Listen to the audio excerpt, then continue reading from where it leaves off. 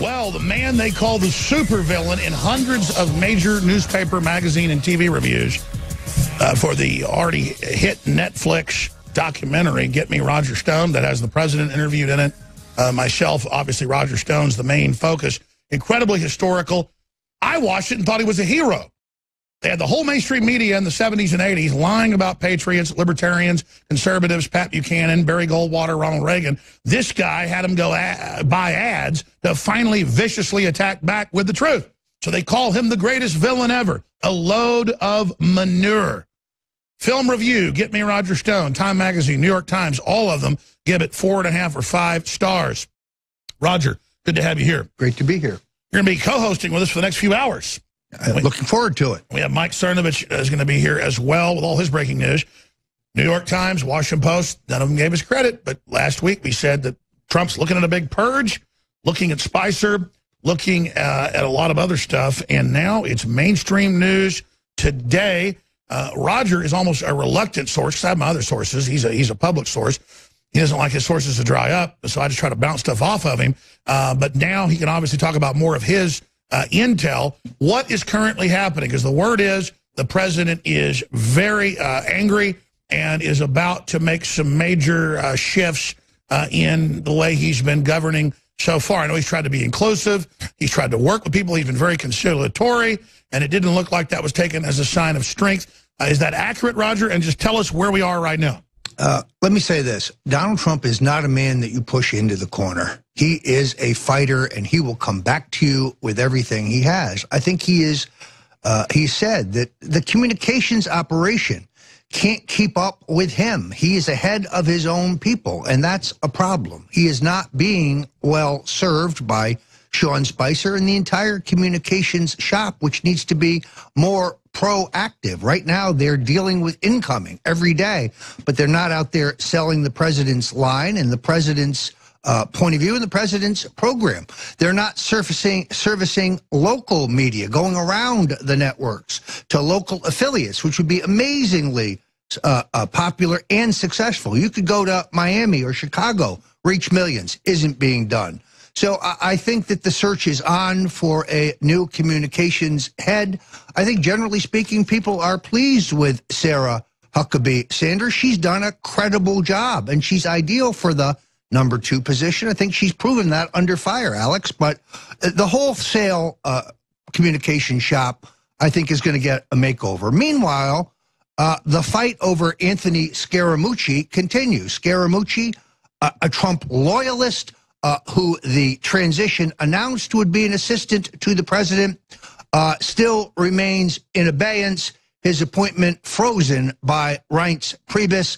His access to the Oval Office frozen by Reince Priebus on the pretext that the sale of Scaramucci's very successful company to a Chinese entity is somehow blocking his appointment. At the same time, I checked, Alex, the president's chief economic advisor, Gary Cohn, liberal Democrat from Goldman Sachs, still has Bank of China stock in his portfolio, stock that he said he sold weeks ago.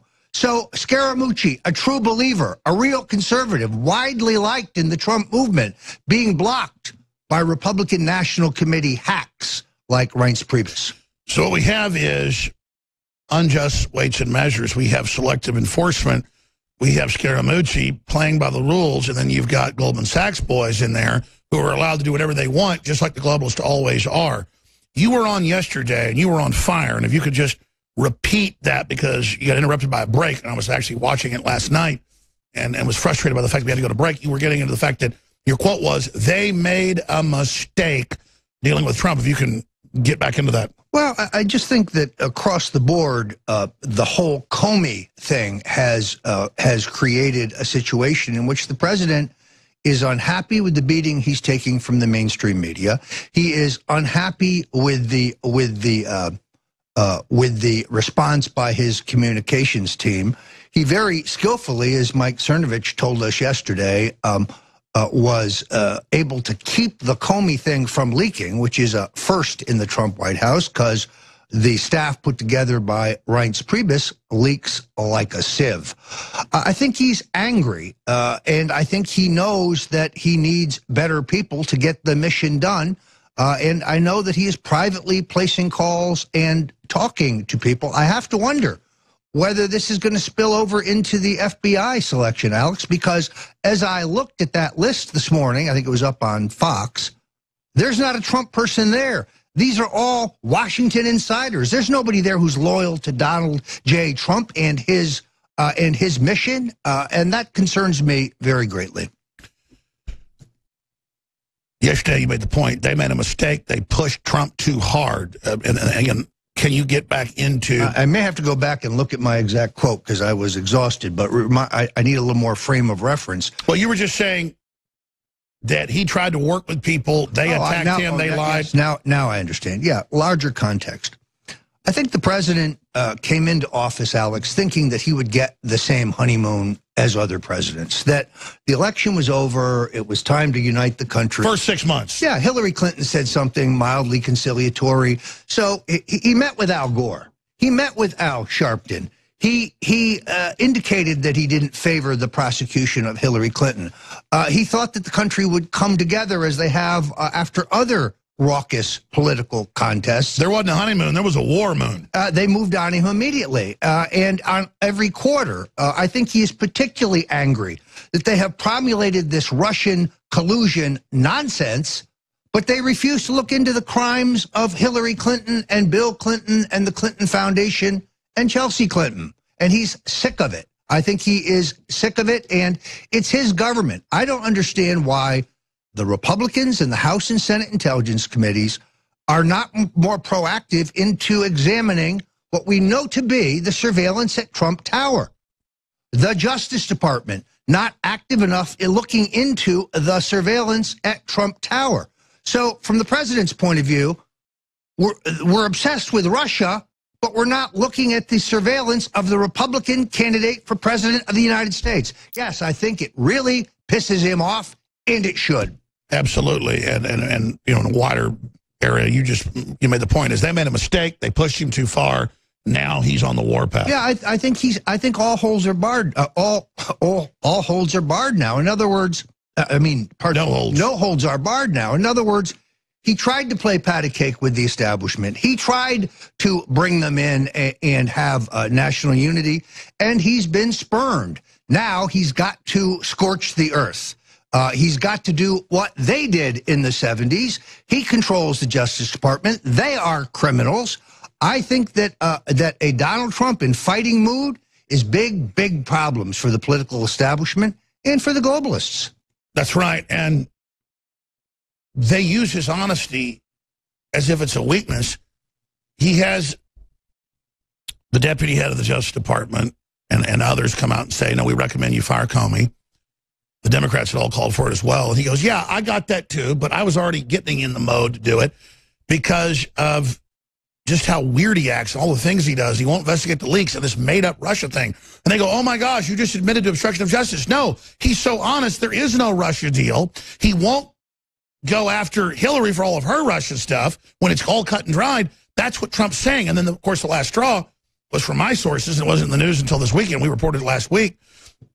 Was Trump was really upset over the fact that Comey sat there and said that he was crazy, that Obama was surveilling him when it's admitted, and he talked to the House intelligence head, and Trump's the president. He already knows all that information, just can't release it because it's classified, and knows that they were surveilled. There's just nothing there. So they keep using that wall of, oh, it's classified, but, oh, we also didn't surveil them when they admitted they surveilled them. This is a scandal. The president has them caught with their pants down, and the media wants to pretend like this never happened, this never went on, this never unfolded. And so you've got the FBI director saying the president's crazy, and he's nauseated, mildly, it's like half pregnant. I'm mildly pregnant, I'm mildly nauseous, though that I might have helped Trump. This isn't just being neutral, this is being a cheerleader against the president, some little drama queen that wants to be popular with the corporate horde, dying dinosaur media.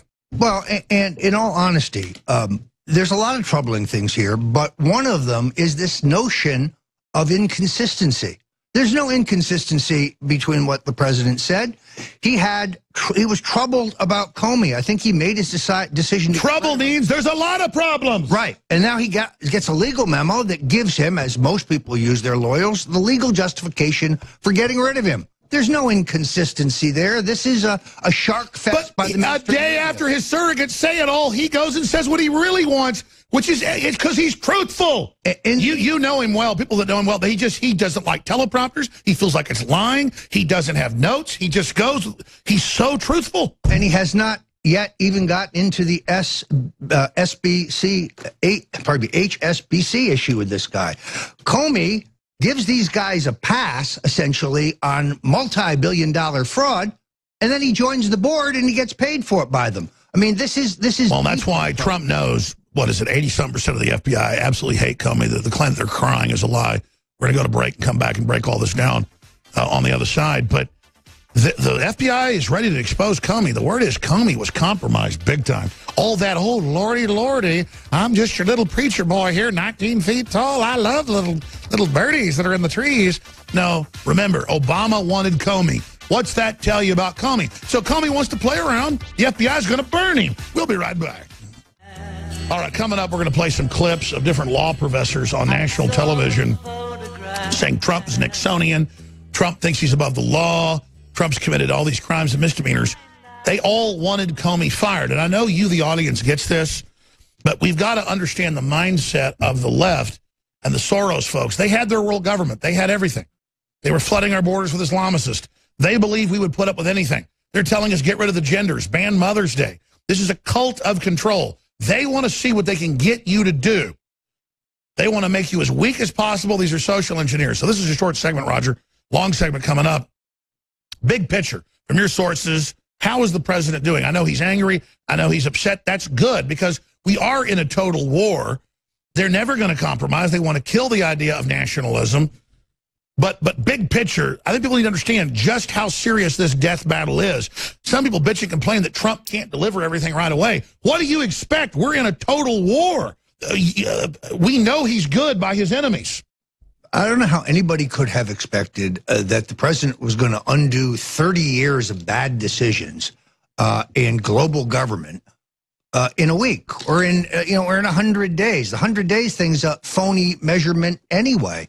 He has an entrenched bureaucracy. It is him alone fighting the world in Washington. He's surrounded by a hostile press corps. He is surrounded by a hostile Congress, because if you take the liberal Democrats and the yellow-bellied establishment Republicans, they unfortunately are still a majority. And by infiltrators. And then he has made the mistake, I think, of opening the door to infiltrators in an attempt to get people of quality.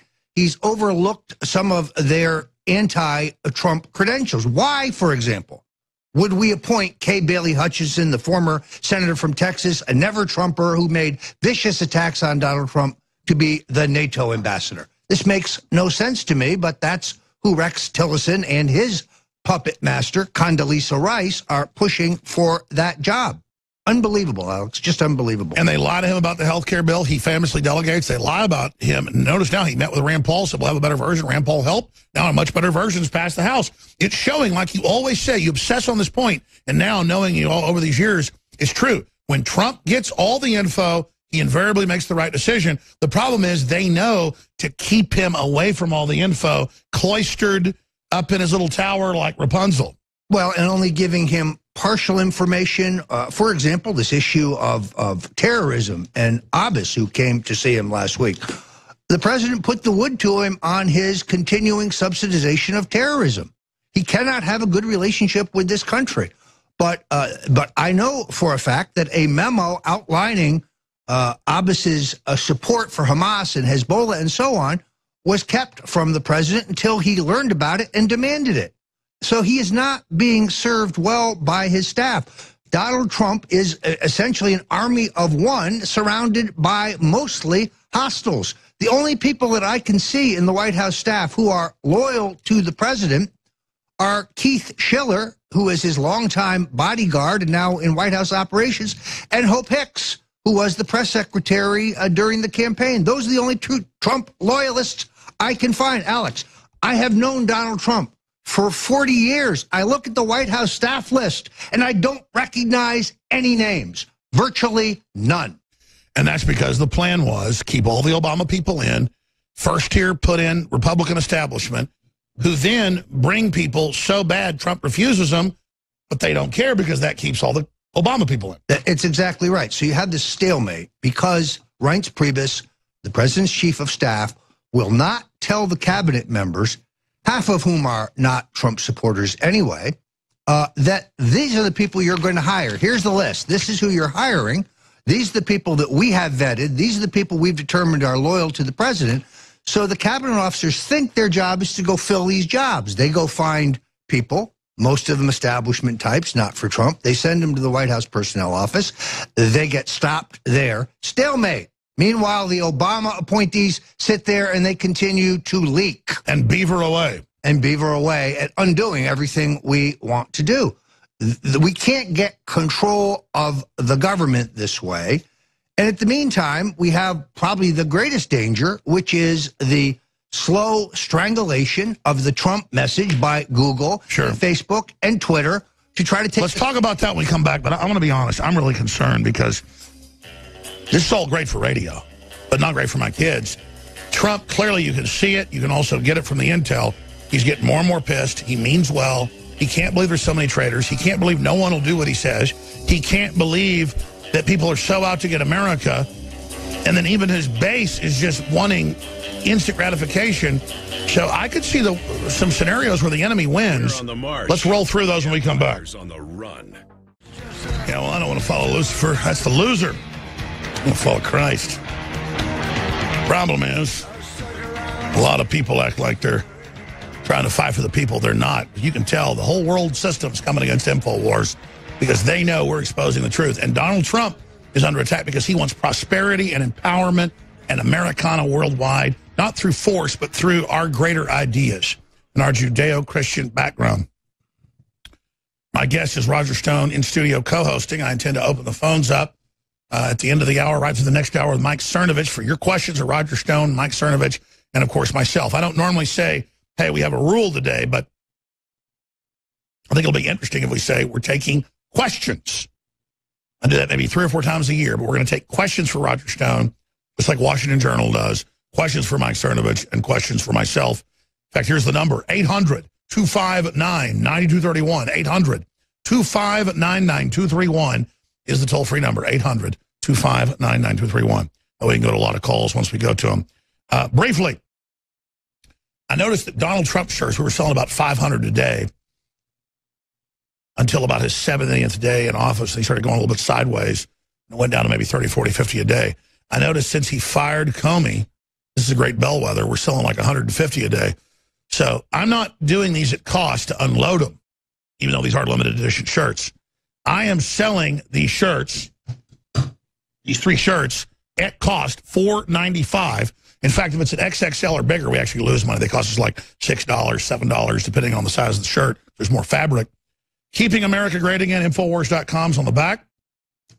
On the front, navy blue, beautiful, right arm, Infowars.com. Trump is my president, America first since 1776. This is about meeting like-minded people. It's about triggering anti-free speech folks that are out there. It's about taking action. So we've got Trump is my president, new navy blue style. We've got Trump, Pence, Keeping America Great Again with Infowars.com on the back as well. America First since 1776 on the back. We have another that says Trump is my president, 45th president of the United States, America First since 1776. And then on the back, it has another message, Keeping America Great, Infowars.com. So if you want to stand up against these bullies that get triggered and freak out every time they see this, or you want to put it on a scarecrow in your front yard and, you know, videotape libtards attacking it, whatever the case is, or want to give it to your mom or your dad or your son, your daughter, it's $4.95. And quite frankly, you add that together, because the smaller shirts cost $4.95. The bigger ones cost $5.95, $6.95. It goes up. XXXXL is like $7 or something. I don't care. This is a loss leader. 5.0 review on all these shirts. We also have the limited edition Make America Great Again poster, color poster, put out by a top artist. Only 1,000 of those were printed. and they will probably sell out by tomorrow, and then we will never put another out. It is, again, limited time special on that, and when it's gone, it is gone for eternity. We also have some big specials, 25% off of the entire family of Alexa Pure water filtration systems. If you're not filtering your water with a gravity-fed system, I think you're personally absolutely crazy. And quite frankly, they ended up making too many water filters for this quarter. They already have such small margins because they're competitive at Alexa Pure. And it is one of the best gravity-fed filters out there, stainless steel, you name it.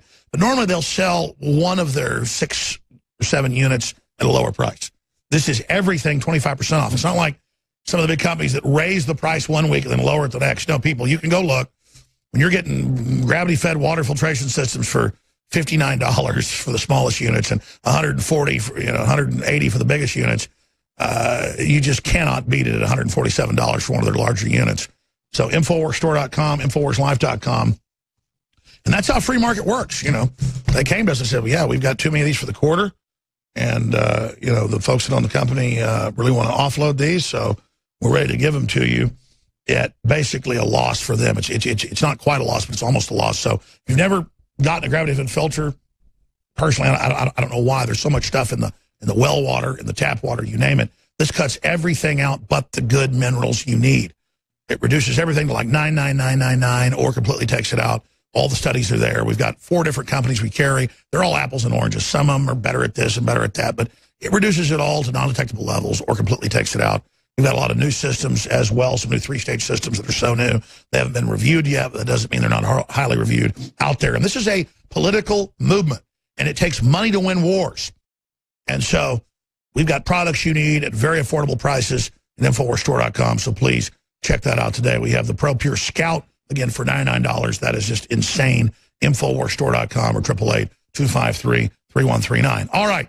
Alex, these T-shirts are going to end up in the Smithsonian. I got to tell you, the president's commented on this to me twice. When he sees patriots, like the big rally in Harrisburg a couple weeks ago, people wearing the Hillary for Prison 2016 and 2017 T-shirts, the Trump is my president shirts, the red ones, it energizes him. You're a one-man walking billboard with these on, standing up for freedom and helping the fight. So I bought a bunch of them, gave them away to family and friends. It's a great gift, and frankly, it helps push the revolution. So I recommend it. Well, thank you for the support. And we're trying to expand here to go to like 18 hours a day live, TV, radio. It's really going to be the new Fox News, but the libertarian, true Americana Fox News. And it's kind of metaphysical. As Fox News really begins to die, to be taken over, to be put out to pasture by the globalist.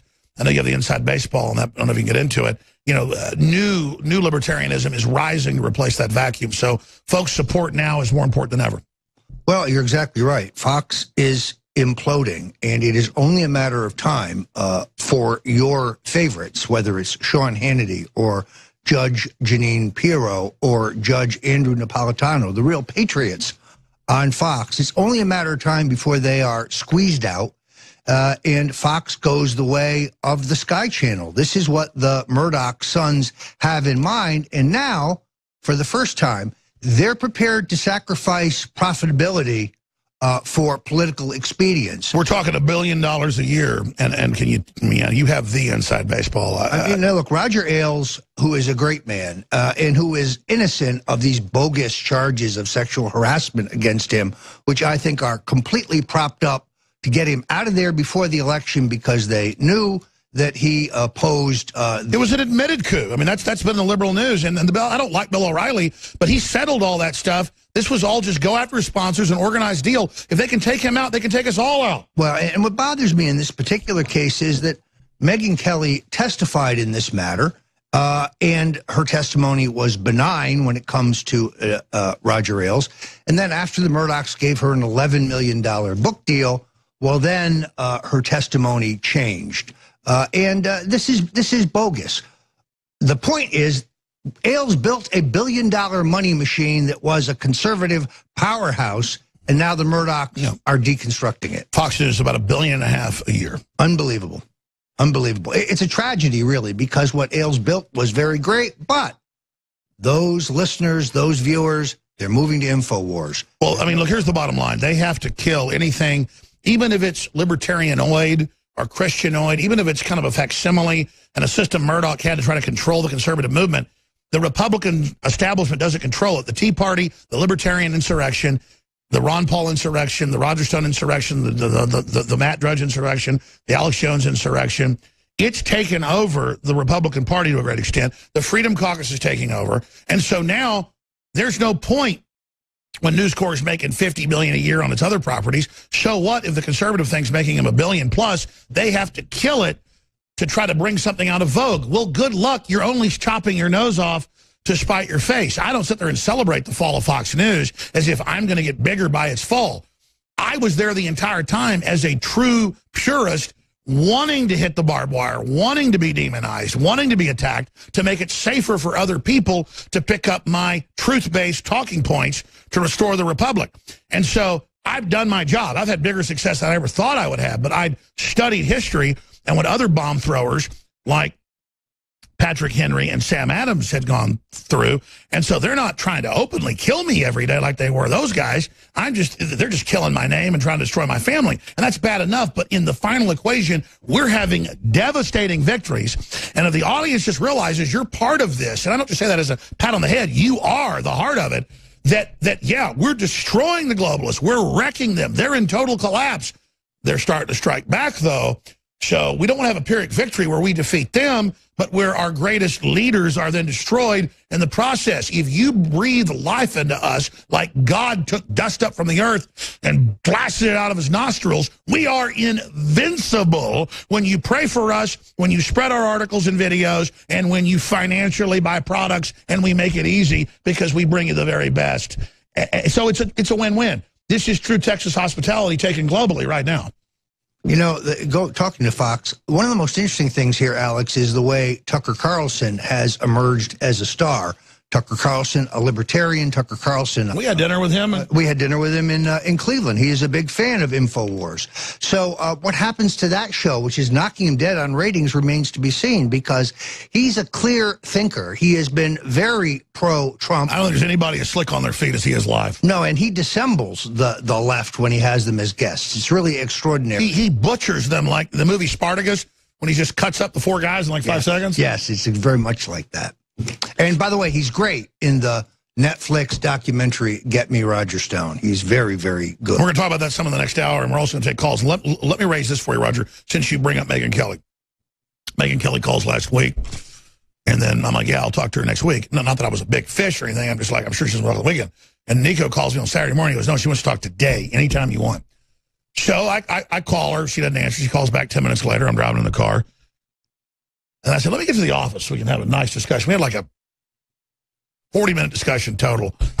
And again, it's Megyn Kelly. I've watched her on TV, you know, girl next door, lawyer next door, real smart. And on the phone, she's really impressive. But she said twice, this is off record, right? So I'm not going to get into the on record. But just let me tell you, I'm not stupid, okay? So when a good-looking girl's sitting there telling you, you know, that's like, I mean, I'm kind of scared of her now, because let me tell you, she's a really smart lady, a good-looking lady, and she's sitting there going, you're number 1 on my list. Alex, I'm kind of obsessed with you. Oh, I'm sorry, this is off record. You know, Alex, I got to have this interview, Alex. And, you know, we're going to do this interview, Alex, and it's going to happen, and it's going to be good, and you're going to like it. And, you know, I pledge to you it's going to be real, and I'm going to let you talk. It's hitting a hit piece, Alex, and I'm going to stop right there, because the rest is off record. But I was just like, even though I knew I was being sold by the greatest used car salesman on earth, I thought P.T. Barnum had been reincarnated right in front of me. Well, look, I wanted just the experience of her coming to Austin. And the rest of the stuff she said to me, I mean, the Twilight Zone I've entered, man, is the next level. What the hell is she like behind the scenes? This was crazy. Look, she was very, very nice to me. Even when she was at war with Donald Trump, she did afford me an opportunity to go on her program numerous times to defend Donald Trump. So there was some balance. And then suddenly, I was frozen, and she then is out repeating the talking points about the DNA test of Danny Williams, Bill's abandoned illegitimate son, proving that that was untrue in 1988. Which, by the way, the bots show probably won the election. That's a lie. So, and she's been incommunicado since then. So you may be on her list today, Alex, but who knows if you'll be on her list tomorrow. Yeah, well, it's not that big a deal because we get invited to all these big shows. My big thing is it's just so Twilight Zone. She's very charming. Oh, yes, she's very charming. She's very intelligent. She's very beautiful. Yeah, I mean, on the phone with her. She's very good on TV. I couldn't say no to her. That's the whole point, even though I knew that it's like I'm not an idiot, you know. And well, it does smell like a setup to me. Let me just say that, and I'm not the paranoid type. But ABC doing a favorable piece on Alex Jones. Why do I think it's NBC. Pardon me, NBC. That's what I meant. Why do I doubt that? I don't know. Why do I doubt that? Nightline did a halfway favorable piece. I mean, it was negative, but it wasn't like really nasty-spirited. And the host of Nightline, whatever his name is, he's the ABC Nightly News guy. He's a pretty good guy. He should be on the 700 Club before that. What's his name? He actually, we went to dinner and stuff, and it wasn't even off record. He was like pretty, he goes, don't worry, you know, they want me to tear the living hell out of you, but I know a lot of this stuff's true, and I'm a patriot, I'm a Christian, Alex, and I got a family, and we went to like some steakhouse. And, God, be careful, you get the guy fired. Yeah, I don't want to get him fired, actually. He didn't say it was off the record. By the way, I didn't tell anybody the real off the record stuff. Because I said, well, I mean, I got to tell folks you've called me up and you want me to do this. Oh, obviously they've told her mount his head on the wall. Yes. But she also knows, you attack Alex Jones, it'll be everywhere. I mean, you know, if she gets the Alex Jones interview, and that's not a power trip, but how have we gotten to where they've been ignoring me forever, and now they want it's like it's the coveted interview because I won't do the interviews anymore. Because I can't be in a room alone with these journalists. They will make stuff up. Yeah, ironically, her attacks on Donald Trump, while they may have made her and gave her great financial opportunity to jump to one of the national... It hurt her. It destroyed her. It destroyed Fox. No, it destroyed Fox. That's right. Fox was shocked when they found out that their listeners were outraged at her treatment. Their key demographics went down by 40+%. And I can tell you this right now, their overall listenership, their overall viewership is down 30%. 30%, that's almost a third. And certain people that created Fox can't believe they're controlled demoing it. They're destroying what was one of the... Can't we just, why doesn't... Yeah. We can't tell people. No. But look, they're destroying their brand. And it's a tragedy. They're committing Harry Carey seppuku. Yes, because it is one of the great success stories in modern communications, what Roger Ailes built, and they're deconstructing it because it's politically incorrect. And because, let's face it, the Murdoch boys want to be well-liked and well-treated when they go to the Upper West Side New York cocktail party. By the way, it was Dan Harris from Nightline. That's right. And Dan Harris was like... Good guy. He was a good guy. He is a good guy. Oh, you know him? I know of him, and he has an excellent reputation for fairness. He was. Yeah. There's a few people in the national media. So let me ask you, well, yeah, I don't want to get him in trouble like I said behind the scenes, but a lot of these guys know what's going on. They're not stupid. Yeah. What about Lester Holt?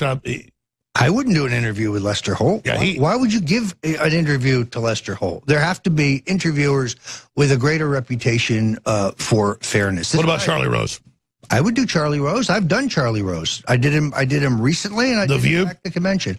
I did The View, and frankly, I have to say, I don't like Joyce Behar's politics, but I like her. She's wonderful. We just don't agree on anything, but I like her. Yeah, Joy Behar, I did her CNN show. Yeah. Not just The View, and she was... I've done her CNN show.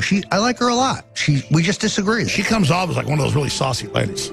She tried to tell me that Al Franken was both brilliant and funny. Sorry, you lost me on that one. All right, we're going to do serious issues and phone calls on the other side. Stay with us. By the way, X2 Survival Shield, the good halogen, learned about the iodine conspiracy, folks. We have the only deep earth crystal source iodine that's not bound and tied to something. That's why it turns blue on paper with water, not red like bound iodine. Find out why it's so important at InfoWarsStore.com and help fund our operation. X2 is amazing. It is about to sell out. They're doing the big final run of it. And if we don't get another oil company that's drilling for it to find it and sell it to us, we may have to go back to the seaweed-based system. That's still great, but not this baby. This has really financed the InfoWar, and this is kind of bittersweet here. 4,000 plus 5-star reviews at Power Reviews, InfoWarsStore.com, or 888-253-3139.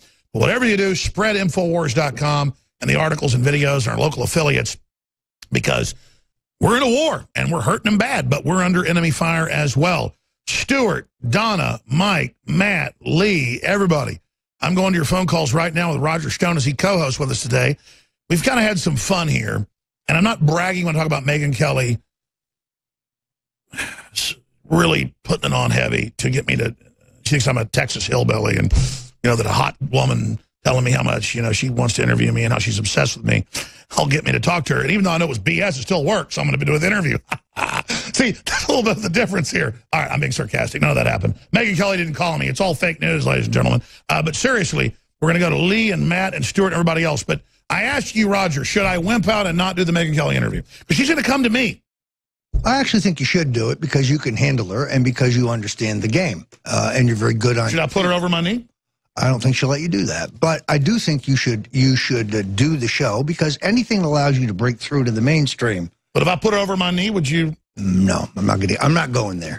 I'm not going there. No. Put her over my knee. I already got enough. Put her over my knee politically, I meant. I once, unfortunately, when we put Betty Page on screen, please?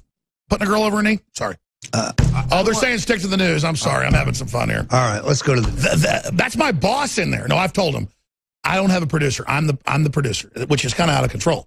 Because sometimes I get off the chain, Roger. Really? I've never seen that. You know I'm trolling.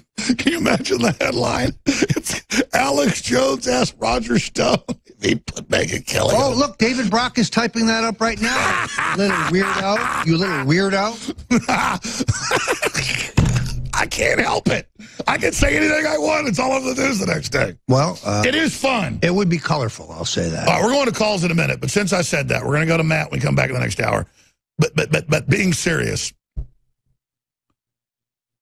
you understand, it's what you said. You're not really a villain, but they call you that, so you play into it.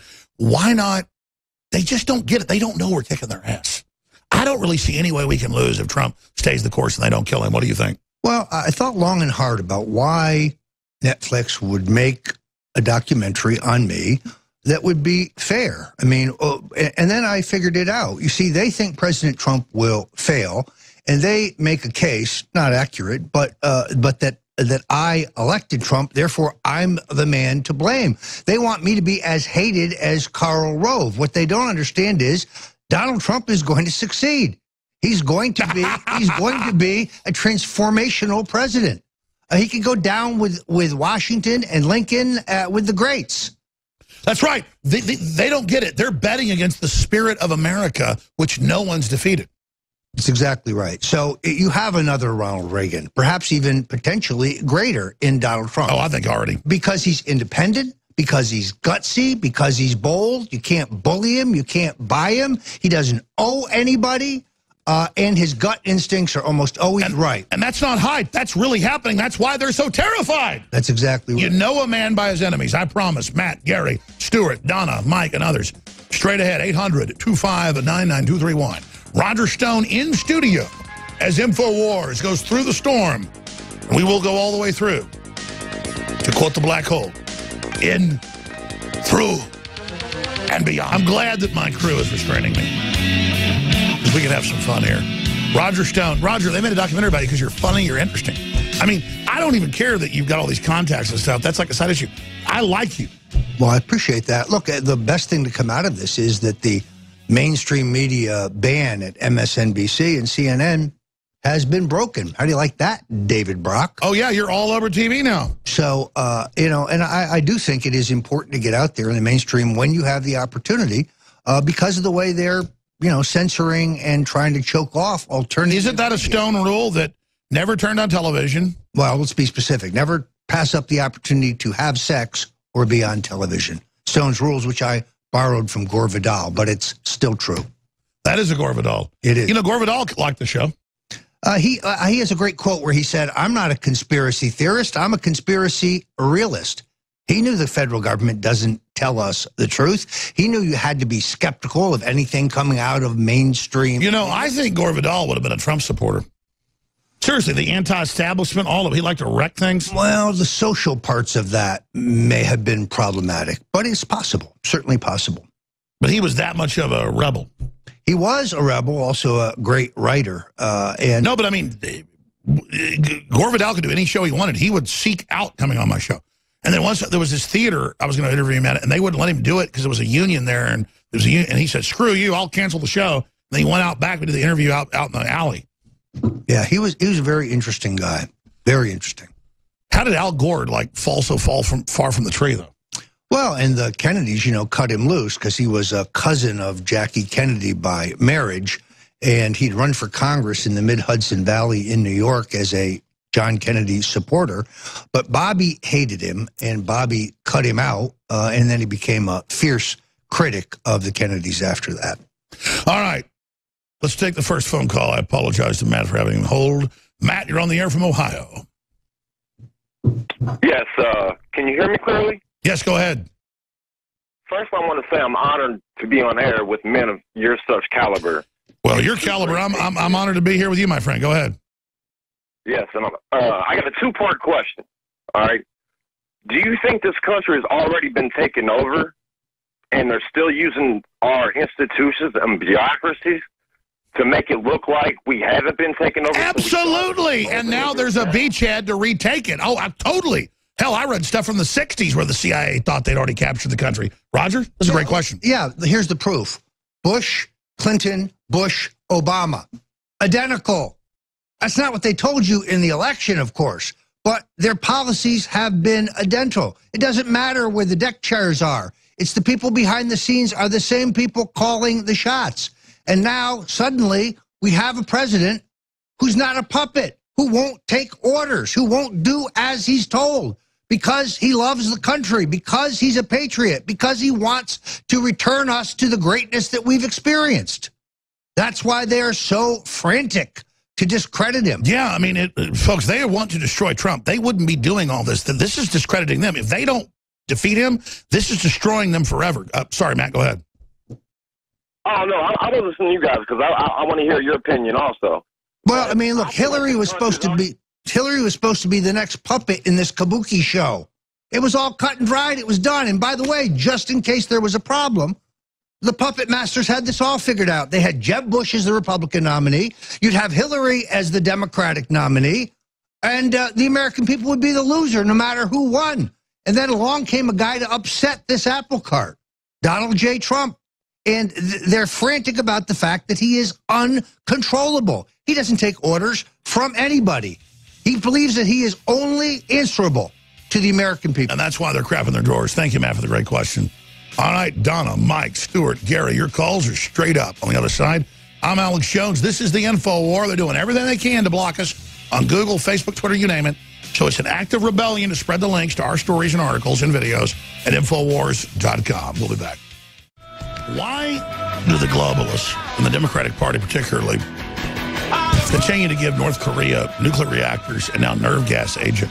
Here's an article right here today out of Fox News. UN agency helps North Korea with patent application for banned nerve gas chemical. That's a whole nother subject. Now, Mike Cernovich, the evil guy that just has big scoops every couple days, has an amazing track record for all these different sources. And InfoWars has a lot of great sources, too. We broke last week what's going on with Trump being ready for a big purge, and that's all in the news today. And, of course, Stone has a lot of great sources, but a lot of great research as well. But mainstream media attacks us constantly, saying, shut us down, or they use satire or jokes, we talk about as some way to try to bring us down. It's not working. So where do they go? What do they do now? And what's the next shoe to drop? And then we're going to take phone calls from Gary, Dean, Stuart, Donna, Mike, and others here in a minute who have questions for Mike Cernovich, Roger Stone, and myself as we broadcast worldwide. We may go a little bit in the next hour and make this a roundtable discussion with David Knight, but we'll see. Mike Cernovich, thank you so much for coming on with us again. Always a pleasure, Alex. You got cut off yesterday because we only had you on for like 20 minutes. There was a lot of other breaking stuff you have. Before we take some of these calls, what's on your radar screen? Then I want to ask you just about the state of the world right now and where you think all this is going. Yeah, Trump is still playing mind games with Reince Priebus. And, of course, Sean Spicer, which Paul Joseph Watson, you reported, I reported. We had that story last week where we said Trump is pushing Spicer on the way out because he's not aggressive enough, he's not ferocious enough. And then sure enough, that is now all over, the mainstream media. The exact headline. Right, exactly. So he's looking to do a big shakeup because Trump is telling people, multiple sources have confirmed with me, he goes, why aren't you guys fighting harder? He used that exact word is, why isn't anybody fighting hard? And he's realizing that his own team, they're leaking news to the media. There was an article today in Politico, I think. I don't know. I'll text Nico the link. But everybody blabbed their mouth to Trump about his news diet, and they called it fake news diet. And then they tried to frame Katie McFarland and claim that she gave Trump a fake news magazine cover from Time magazine. That actually never happened. Katie McFarland is a brilliant woman, amazing strategist. So what is happening now is McMaster planted that little detail into the fake news media to try to let Katie McFarland look bad.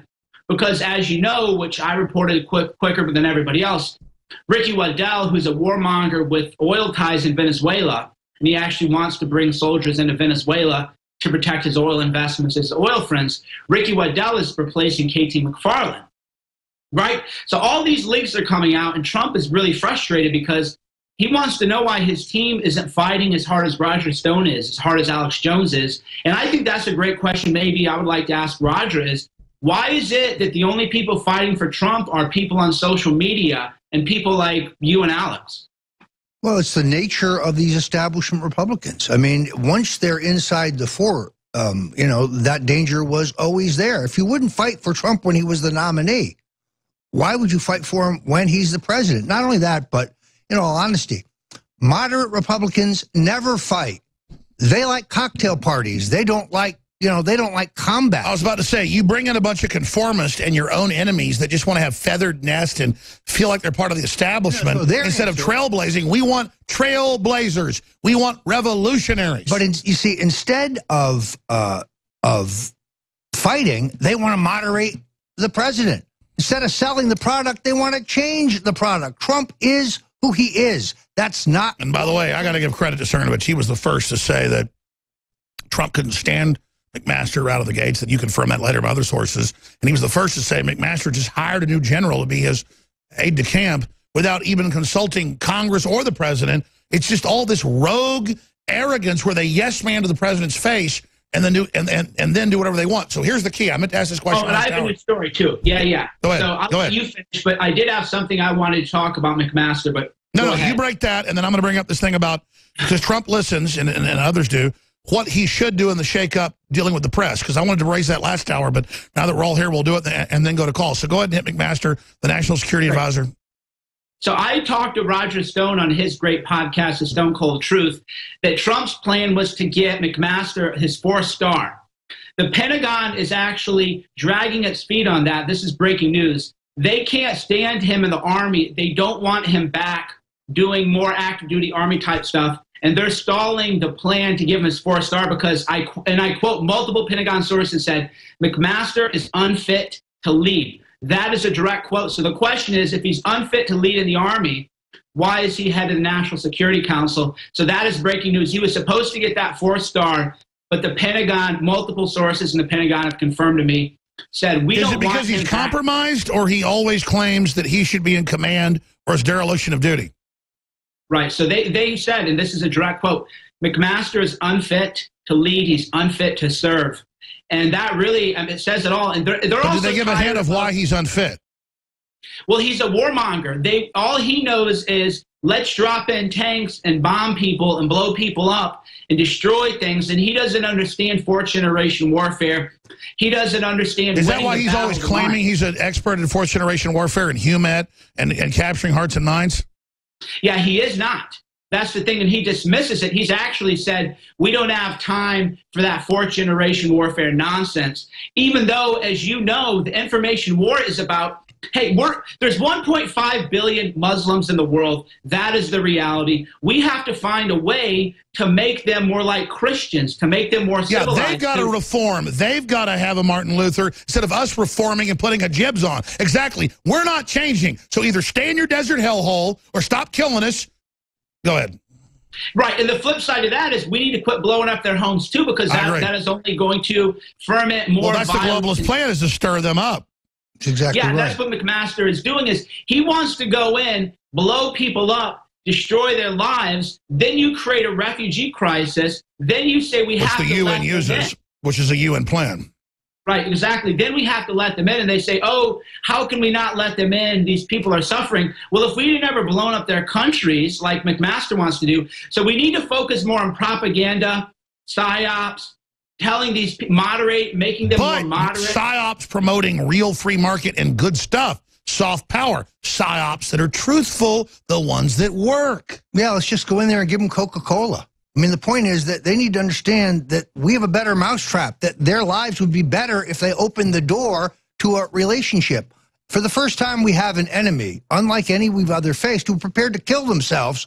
But more importantly, will kill us if we don't see things their way. That's outrageous. How does a Council on Foreign Relations member like McMaster get this job to begin with? There's the real question. Well, let's expand. It's worse than that. Roger. It's worse than that. Brilliant. They've we decided. should bring them Coca-Cola. We should, instead of bombing them, we should drop the best of American capitalism to them. Refrigeration. iPads. Right? Give them refrigerators. That's going to do way more than drop bombs on them. Drop refrigerators on there. Then they realize, oh, hey, this is actually pretty good. Why don't we build our homes up? Let's go further. Let's go further. Let me stop. Because the globalists in their own writings admit they want to put the most radical Muslims in to destabilize things, then use them as a force to bring down the West and bring in a police state in a response to them. So it's an anti-civilization killing system. That's what globalism is. It's not like the elites are dumb bringing in uncompatible radical Muslims. The Arab Spring by Google and Facebook and Twitter and the elites and the liberals was their Arab Spring that Al Gore said he wanted here. They're going to use the Muslims as their shock force. That's the issue. But really the question is, does McMaster understand that Donald Trump was elected president as a non-interventionist? Does anybody around him understand what he ran on? McMaster and Mattis are in there advocating 150,000 troops be put in right after the surgical strike. That would have been the functional end of Trumpism as we know it. I don't think these people know what he ran on. I totally agree. I want to take calls. I don't want to lose the forest for the trees. But at the bottom of the hour, we're going to get into what should Trump do at a shakeup with the press. Instead of saying get rid of press conferences, just have your own press announcements and don't even have press there. Instead of having a written statement, have it a person talks, you have a presentation, you have videos like InfoWars would do. Imagine the president did this. The president does fireside chats twice a week, so he doesn't get overwhelmed. They do press conferences every 2 weeks, but then they have informationals, not just with, you could still keep people like Spicer on, but you'd also then bring in Huckabee or you bring in Guilfoyle, and then you'd have people whenever they're ready with a key point on Twitter, on Facebook, on YouTube, on whatever, and with briefings to hit them where we're hitting them. They've got to tune into us. We totally take it away. You don't just ignore them or say, oh, you're so fake, you're so adversarial, we're not going to have these meetings now with you. No. You just have meetings 24 hours a day and annihilate them. I guarantee you within 7 days, if I had that pulpit, it would be devastation for the enemy. I would lay out all their lies. I would annihilate their frauds. I'd say who owned them. I would go over all the facts. I would list what the president did and how they're trying to stop that message. It would be victory. Well, because it needs to be proactive. That's the whole problem with their communications shop. They're so hung up taking in the incoming attacks on Trump and trying to parry. They've got to get on the offense instead of the defense. Exactly right. Cernovich, can we do this network? Just one more. I'm not going to do any more for the whole week, I promise. We'll skip this break. We'll have more time to take calls. But Cernovich, you were trying to jump in there. We'll do it at the bottom of the hour, I promise. It's all organized. I want to take some calls right now. But I'm telling you, it's not like we're just saying this. Little ragtag operations, we're devastating them. The president already sees half his supporters at rallies or InfoWars. If he already knows what you're doing and what Roger's doing. If he simply gets out of defense and goes on offense, it's over. Well, I actually told my wife's parents they watch Get Me Roger Stone because they always go, what is it that Cernovich does? Why do I see him on my Facebook feed all the time? Why does everybody who knows me at the bank say, hey, how's Michael doing? What's Michael doing? So they actually watched Get Me Roger Stone because we were all there together, but we were like in a parallel world at the time. We hadn't united and joined forces where we were at the RNC covering the course of protesters were fake. You were there at the megaphone. Black Lives Matter was attacking you. Think about what we do. 3 men, and of course, with all the people listening in and helping, we don't have $1 billion. Could you imagine if we had $1 billion budget, even $100 million budget, the kind of devastation that we would have? Yeah, no, we're living off the land, and Google has got billions of dollars with which to crush. And the audience needs to know the empire is striking back. We blew up the Death Star. We're now under attack. If you simply support us now more than ever and take action yourself, we're going to win. It's the best reason to go to the InfoWars store.com that I can think of. And spread stonecoldtruth.com and the websites of Cernovich and the Twitter. It's a war. It's fun. I don't want to lose. We're promoting freedom Americana. It's not like we're promoting North Korea. The Democrats are promoting North Korea. The Republican establishment, they're a bunch of yes men and cowards that want to socially climb in an organization. We want to overturn the fake globalist paradigm that's a face sucker on America. We don't want to ascend into the face sucker's belly and be some turd floating around in its belly. We want to kill the face sucker. We want to remove it. We want to restore the republic. We want to put up Washington monuments 20 times bigger that are space elevators hailing our victory over the globalists. We want victory. McMaster had even said, and I broke that story, that he's trying to remake the NSC to Democrats. So we called it Make the NSC Democrat again. He had said we need to, I quote, professionalize the National Security Council, and that will mean bringing in more Democrats and liberals. So what they're doing is they're pulling the security clearances of pro-Trump people, and they're bringing in more Democrats, bringing in... Yeah, they're circling the wagons, telling Trump, we'll compromise, we'll let you make America great, and we'll let you cut taxes, when all they're doing is preparing his destruction like a bunch of senators stabbing Caesar to death in the Senate. Right now, let's go to phone calls. Donna, in the great state of Pennsylvania, one of the deciding states in the restoration of the republic. You're on the air, Donna. Go ahead. Oh, thank you, Alex, for taking my call, and Mike Cernovich and Roger Stone. Thank you so much. Thank you. I'm a People for Trump group person, grassroots in Bucks County, Pennsylvania. Great. And I actually have been sick. I was in the hospital last week with shingles because I'm so upset about what they're doing to Mr. President right now. I met you, Alex, in the inauguration day, and I'm so upset about some of the things that are on Facebook, like this March for America dude that's his name is Scott Benzak. He's saying all this horrible stuff like that. There's like indictments ready to go out, and well, there's a lot of fake news out there, so don't lose heart. Oh, yeah, the Democrats are the kings of all their fake news crap, and it's never been done. No one's fought an FBI director. It's all pure bull. So, Donna, don't get upset about that. Just keep moving forward. Don't let this get you upset and put you in the hospital, because this is the animating contest of liberty. We've come so far from 20 years ago when nobody knew the Federal Reserve was private. Almost everybody knows it. So, Donna, thank you so much. Did you have a question for Roger or Cernovich? I'm all I'm saying is just everybody. I just want to say, everybody out there listening, get your vitamin mineral fusion. I'm telling you, my fiance and I love it, and just please support Alex Jones and this fight. Nice. And, well, God bless you, ma'am. Thank you. And maybe you don't buy the products of fun. Spread the links. That's most important. Let's go ahead and talk to. We got Gary wants to talk. Dean, Stewart. Who's been holding the longest? They're trying to make it sad, though, Alex. So can I say something? This is, when I heard her voice, it moved my heart. This is spiritual warfare that we're waging against people. And you can't let them get you down, sweetheart. Right. Even though they're evil and horrible, we're starting to win. So be positive. Right. That's what they want to do. Is what a lot of people don't understand is take your hope. With the occult magic that they believe in, it isn't enough that they win and they get more money and they get more slaves and they can buy more children from Haiti. That isn't enough. They want to destroy your spirit because they're death eaters. They are a death cult. So that is why you have to take care of yourself, keep your spirit high, pray. That's it. They're meditate. like sin eaters, but they just live off of it. Right. So they want you if they get you down, and that's why they're trying to drive InfoWars into bankruptcy and trying to ruin Alex's. It isn't enough that they have everything. They want to see people grovel and destitute. That's why they want North Korea or Venezuela. They want you poor. That's their religion. While they claim they love you all day and you grovel to them, they gravitate to the most poorest populations they can get to control. Great points. Okay. This is the outrageousness of the story of the Bushes and the Clintons. While their policies made America weaker and made the people poorer, they and their cronies have made hundreds of millions of dollars. These are crony capitalists. These are thieves, is what they are. We're going to take a ton of calls. There's a caller I was about to go to just hung up. We're going to go to Stuart. We're going to go to Mike. We're going to go to everybody right now. Stuart in Canada, you're on the air. Thanks for calling. Hello. I do hope I'm coming through clearly because it's such an honor to be on this. It's an honor to talk to you, brother. Go ahead. Well, great. I just got to say how much I love the whole InfoWars team. Humanity has hope because of you. and also every InfoWarrior out there listening. And to Donald Trump, now's the time to double down. The enemy is doubling down. We got to double down. And that goes to every InfoWarrior out there. You have to double down. And we're going to absolutely crush the globalists.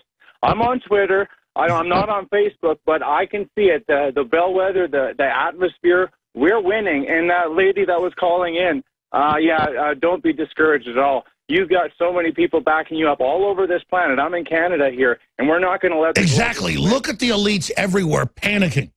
They can feel the spirit of awakening rising. I wanted to mention, your first caller, he called in and he had said, do you think the globalists are trying to make it look like they're not actually taking us over? And it kind of dovetailed with what I originally called in. I might be, I hope I'm not semantical in saying this, but I've never liked to use the term the New World Order just because Bush Sr. used that. And I always wonder, why would he go on national television and say the New World Order? You know, when it's like, when I'm thinking, doesn't this go back to the Roman Empire? And what did happen to the Roman Empire anyways? And so I look at this as, it's not the New World Order, it's the Old World Order. And this is the old games that they've always played. And yes, they did hijack America to another caller. Exactly. The true renaissance is the real New World Order of human empowerment, so they create a false New World Order. Sorry. But the reason that George H.W. Bush popped out and said that is he's always had this propensity to read the stage directions. He's not Ronald Reagan. He was never very talented. So you might remember when he went to New Hampshire in a sour economy, one of his handlers said, well, the main reason we're going up there, Mr. President, is to tell people that you care. He gets on stage and he says, message, I care. And he sits down. The guy had no talent. He had a tin ear. Still does. And he blurted it right out. The New World Order. There it is. Well, Stuart's an exciting caller, and come back with a comment on that, Stuart. But Mike Cernovich, this is what you were just hitting on. We're not just cheerleading here. The globalists are panicking. The paradigm is shifting. Incredibly positive things are happening. They're hitting us with everything they've got to tell us we're losing because it's the opposite. Exactly. It's a psyop they're running on the people. That's why they closed comments. That's like why they want to ban InfoWars from YouTube and Google and Facebook and everywhere else, because people want to feel connected and they want you to feel isolated and alone. So you got to realize it was all the psyop. I mean, I was with Alex in Austin. Everywhere we went, people are like, oh, hey, Alex, hey, Cernovich. You know, at the RNC, everybody's like, hey, Roger. We're recognized, and again, that isn't to brag. I don't care about fame. None of us It's care to let folks know it's a bellwether of the success that we're not alone. Exactly. I go to the bank, actually, and one of the bank managers goes, Cernovich, man, how are you? I read your stuff all the time. I was at a Mother's Day thing, and one of the wives of cousin, I can't remember who she was, but she was a relative and in-law, and she goes, oh yeah, my clients are a big fan of yours, and they're the sheriffs, right? So the police are on our side. So don't be dismayed. Don't let them... Sure, the police aren't perfect. They're just like people everywhere, and they get given globalist orders that are wrong. But on average, I'm just saying this is true. The cops know what's going on. They research stuff. They know how the media lies, and they're aware there's an attempt to absolutely shut this country down. Well, why shouldn't they be awake? They know George Soros that hates us is literally funding groups that say kill the cops randomly. Well, so, I mean, you know, that's a no-brainer. The cops better be awake. They better be awake. They listen to this while they're patrolling. They listen to this live streams and Periscope and everything while they're doing their patrol. Sure, but let's just be honest. We better be awake. The cops better be awake. What does that say about the public that isn't? That's scary. I mean, you better be awake now, right, Mike? Stay there, Stuart. Going to finish up with you. Then Mike.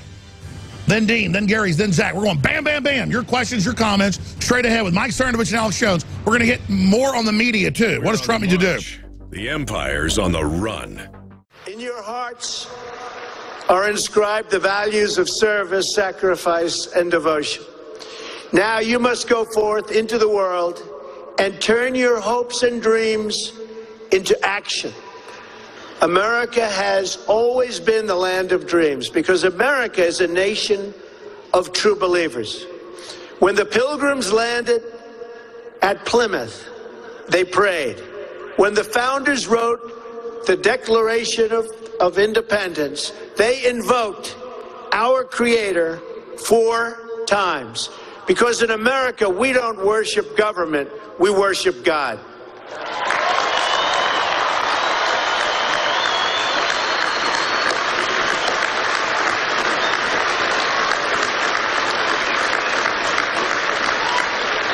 That is why our elected officials put their hands on the Bible and say, "So help me God," as they take the oath of office. It is why our currency proudly declares, "In God we trust." And it's why we proudly proclaim that we are one nation under God every time we say the Pledge of Allegiance. All right, Mike Cernovich is our guest. I want to get to a lot of calls now. We're going to go to Stuart and have him finish up in this whole board of calls. Then we're going to spend some time on what does Trump need to do. I know with the power that he has, his star qualities, and if he just had a crew of 6, 7 people that could be on call in different 4 or 5 hour quadrants throughout the day to independently go out and just expose lies, do press conferences, do live feeds, it would all have millions of viewers per transmission, would put the enemy back on their heels. We'll talk about that and what Roger Stone thinks, what Mike Cernovich thinks, what you think should be done here in a few minutes. But Stuart, in Canada, you know, callers call and say, "Oh, thank you, you're so great." Listen, you're great. There wouldn't be a movement if it wasn't for you. We wouldn't see nationalism rising all over the world if it wasn't for you. We wouldn't see hope if it wasn't for you. So we're all peers here in the great animating contest for liberty. But go ahead and finish your point on the whole New World Order. Yeah, but Alex, I wouldn't be psychologically so healthy. There was so much stress before I stumbled upon your media platform on my shoulders because I thought I was the only one that understood what was going on. I couldn't talk about it. You just hit the key. They make us all feel alone. And then once you learn that there's other people that believe this, it takes a lot of the stress off. That is absolutely critical. The whole world came off my shoulders. Suddenly, I wasn't the only one. I wasn't alone in the dark. And I had to do more and more and more research to realize that you're the real deal. And I got my fridge is full of your info, your products, and I take them daily. And I'm so grateful. One day I'm going to give you an awesome testimonial, but it's just not the right time. Well, brother, you're the reason we're on air, and God bless you. I appreciate you. But the most important thing is just spread the articles, the videos, start your own YouTube, your own Facebook. Really, I mean, it's critical that we absolutely take the culture over. We're already intellectually the majority. We just all have to get more active. Call C-SPAN, retweet a link. I mean, Roger Cernovich, this gets into how do we take things back in the media. That kind of opens the door to discuss this. What do you think everybody can do just as a basic example of how we up our game as the globalist up theirs? You know, Alex, I think in a way. I just went downstairs and took Brain Force. So I'll let you guys talk. I wait for it to kick in. Thank you. But seriously, I mean, what do we all do? Look, I think that history has repeated itself here. Until Richard Viguerie came along and invented essentially direct mail advertising in a political form in the 70s, conservatives and liberty-minded folks couldn't contact each other. We didn't have media outlets. The New York Times, CBS, they were all against us. Now the internet has really fueled the revolution. So they had air superiority. They're in trouble. Right. And now that's why they're trying to put the toothpaste back in the tube. That's why they want to censor us. They realize there's a revolution afoot, and good God, the people have found out what's happening, and that's a real problem. So you think about the 60s and 70s when direct mail even started, and everything was liberal, communist garbage, because the big corporations wanted that as a failed system for America to control us. Now they're so far behind the 8 ball, we should be way more positive if you look at the scheme of time, but now they get how much trouble they're in. They want total authoritarianism now. They want to put it all back in the tube now. They can't. Well, the idea of liberals, classic liberals, pushing censorship is nonsense. There's nothing liberal about being for censorship, but they can't argue with our ideas. They can't argue the facts of the merits, so they have to silence us. It's all they can do. That's right. Mike, you're chomping at the bit. Go ahead.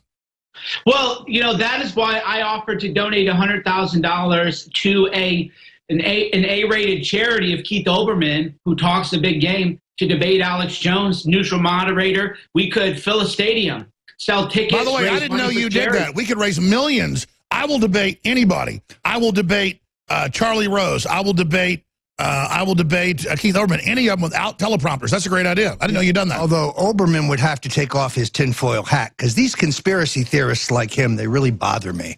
Left-wing conspiracy theorist. Well, that's why they're afraid to debate us. Louise Minch actually challenged me to a debate, and I accepted. She backed down. Sam Harris. Yeah, why do they always back out? Why can't they actually debate live?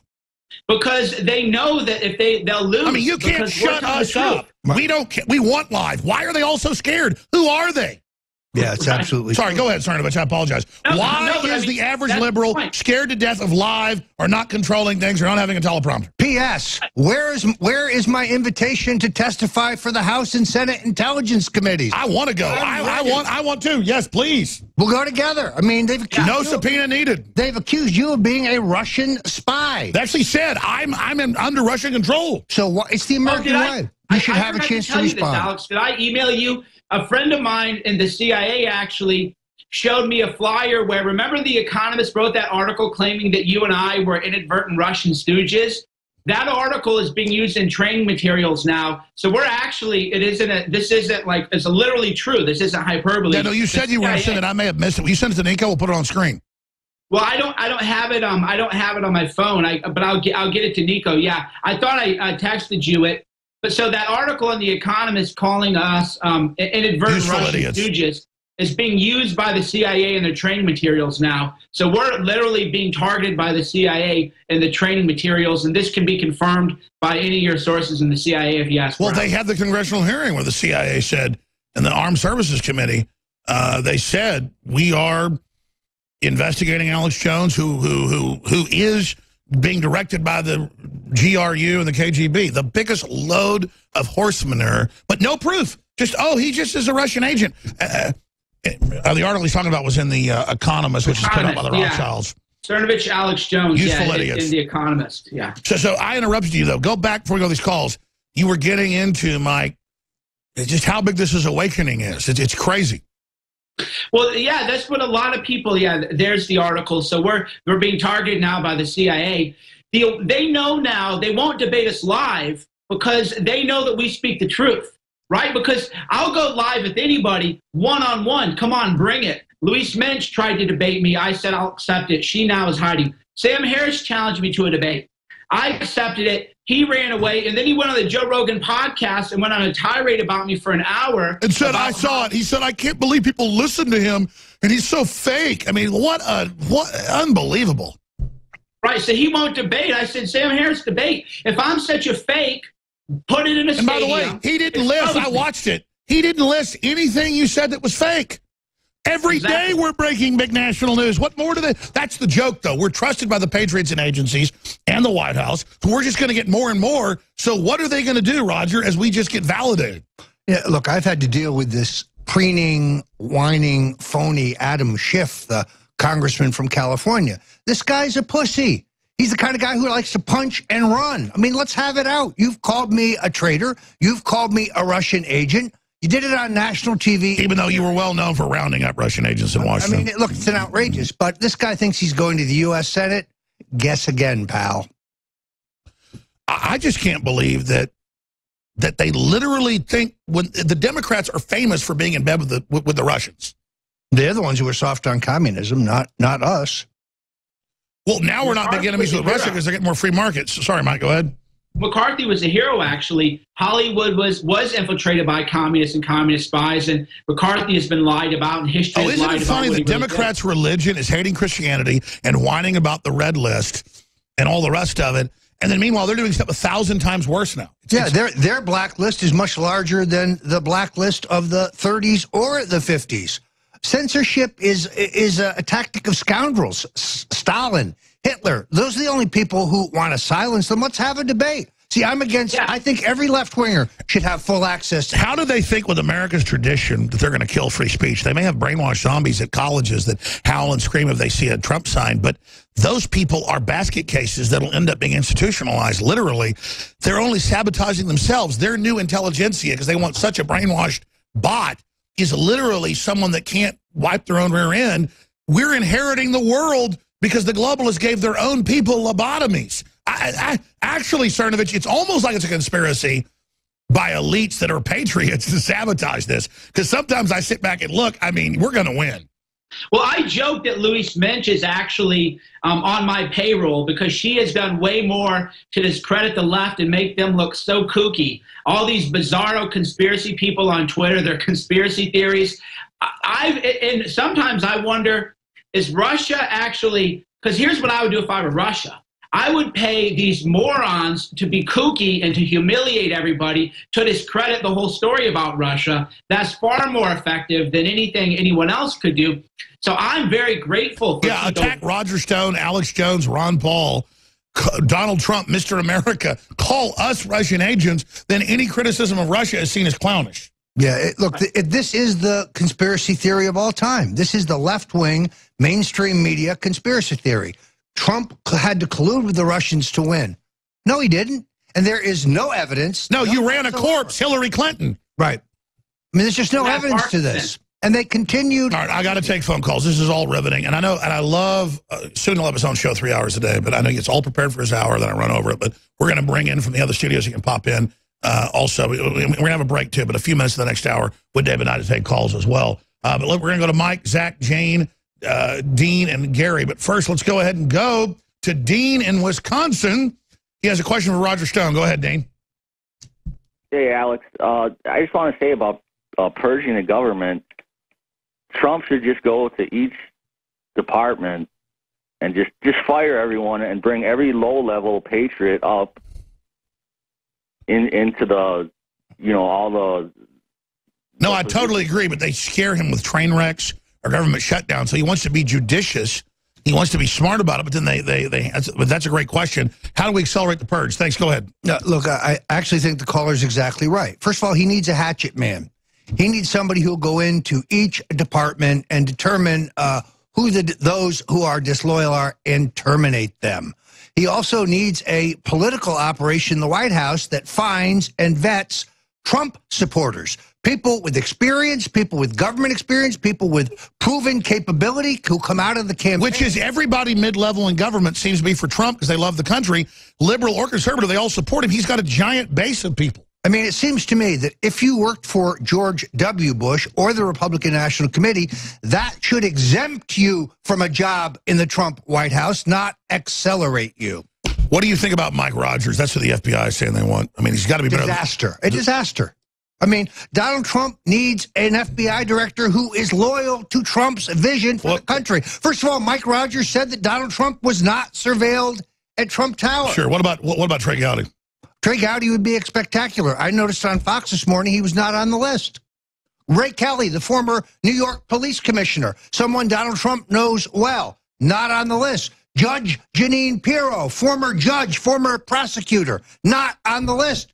These are the Trump loyalists. Look at that list. By the way, as we know, those are really on Trump's list, though. Fox and others are putting out fake lists to create this perception. I hope that is the case, because in this case, I looked at that list, and every single one of them is an establishment lackey. There's nobody on that list who is a Trump loyalist and who understands the struggle between the globalists and... Sure, but didn't Mike Rogers expose Benghazi at least? He was good on that, yes. I mean, he's a lot better than Comey. Well, who isn't? My dog is better than Comey. I mean, please. Okay, all right. Dean, thank you. Let's go ahead and talk to a guy in Quad City. Mike, you're on the air worldwide. Go ahead. Hey, hey, Alex. I just want to know that I'm praying for you. Thank you. And your family, and on all your team too. But the people in the news media have no business getting your privacy, and I don't need know your privacy of your family business. But when you come to public, I think it's just very disgraceful when you hear about your story. And question for Roger Stone, and I do have a question for you, Alex, is that I am hard of hearing. I watched Infowars on Roge and watched it maybe 3 times to watch it to understand without the closed caption. But I understand it costs a lot of money to run that. But you think it's causing a problem with the news people are trying to take away? Yeah, no, we've got all sorts of sabotage. And I thank you for your call, sir. It costs us $110,000 a year to have closed captioning.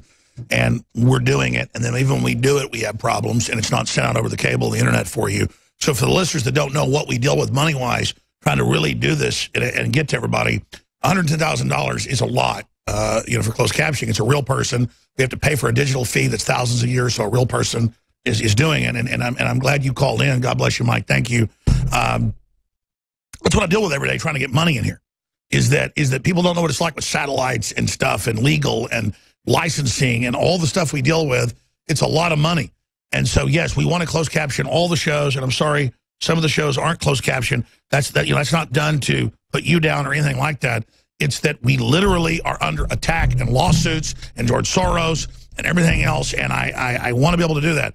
So I know only 3 hours of the show every day is closed caption. People complain the other stuff isn't closed caption. I don't have the money. It's hundreds of thousands more, and I don't know what I'm supposed to do. And I'm glad the caller called, though, because you don't screen these calls. You get the sausage making behind the scenes that makes me just throw my hands up. The listeners don't know how much money it costs to run this. People say, oh, just start a network. People want a new network. Well, we're trying to do it. It takes money. Agreed. Well, we don't have $1 billion. That's what I tell people is we don't have $1 billion budgets. We're not driving Ferraris and flying private jets. We can make so much more money selling people on real estate, commercial real estate. Absolutely. People like us could do so much. If we wanted to make money, we're in the worst business in the world to make money on. Right. And that's what people don't realize. I'm not bragging. A lot of my family are way more money than I ever made. They're all successful. Exactly. I'm doing this because I really, really care. Exactly. Well, this is a uphill battle, but what we're going to get on the end is so big. But I'm glad the guy called in about, hey, some of your shows aren't closed captioning. And then the stuff Google's got that's supposedly free, it just doesn't work very well. It's money. Yep. It's money. In fact, we're about to launch more satellite time. And I got to do all that, too, as well. Roger, you're looking at that pizza. I'm hungry. More calls straight ahead. Thank you, Mike.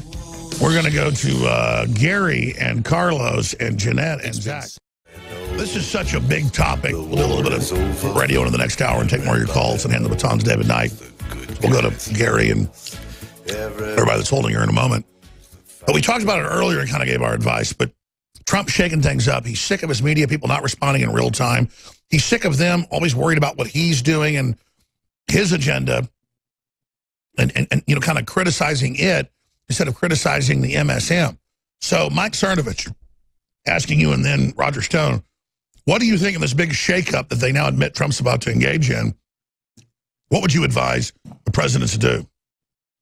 I would advise them to bring in Roger Stone or somebody Roger Stone recommends and say, it's time to clean house. It is time to get rid of people who are actively sabotaging you. Who cares if they want to sue you? Who cares? Let them call the union. Who cares? It is time to get rid of them all at once. Let them cry. Let them file their dumb lawsuits. We don't care. This is about saving America. This is about getting active saboteurs and the criminals out. So he needs to bring in somebody willing to do whatever it takes. That has to be Trump's motto. No, right I agree. now. And he starts, let me ask you about this. He starts a couple days a week or more, the fireside chat with graphics showing you his, people love it to be top rated. He goes on the offense with his agenda. He has people that are 24 hours a day doing press announcements. Sure, have the press a few days a week in the room with you, but it's about your agenda. You're putting your ideas out, not just written like the president said, but you've got people out there out front. We'll dominate the whole cycle. We'll win. It's a no-brainer. He must do it. What's holding that back, Roger? Look, based on his history of getting phenomenal television ratings, I think you've hit on the solution here. A weekly report to the American people that is unfiltered by the mainstream media would be enormously successful. So Donald Trump's report to America. The two things I would do additionally to a total White House staff shakeup is I would direct the Assistant Attorney General for Antitrust to begin immediately reviewing the activities of Google and Facebook and Yahoo and Twitter. And that's the true offense move because they're openly doing it. We've caught them. Cernovich got the documents. So, I mean, that, and then, frankly, I would ask, I would direct Attorney General Jeff Sessions to convene a grand jury and to bring Bill and Hillary Clinton and Kelsey and everybody else involved in the criminal enterprise of the Clinton Foundations in front of the grand jury. That would energize the base. So indict the criminals. Weekly fireside chat. Don't worry about the production. Just get it done. Content creator, right. Daily vlogs. That's the whole point is he needs to bring it to talk to somebody like you and say, hey, I want to do, Trump needs to do a daily vlog. Here's what we did. Here's where I visited. He needs to manage his content and his press strategy. He needs to do what brought him to power. Which is, if you go to chargehillaryclinton.com, we're trying to amass 1 million signatures to send to the president on a petition saying, indict Hillary Clinton. Direct your attorney general to convene a grand jury. No person is above the law. Well, that's the good news. What's your inside baseball on that now that he's getting rid of this puppet that was in bed with the Clintons and HSBC and everything else. What's the word, Cernovich? What's the word then Stone on lock her up? Well, I just did an article in Nico and Politico, which is it's called How Trump Gets His Fake News Diet.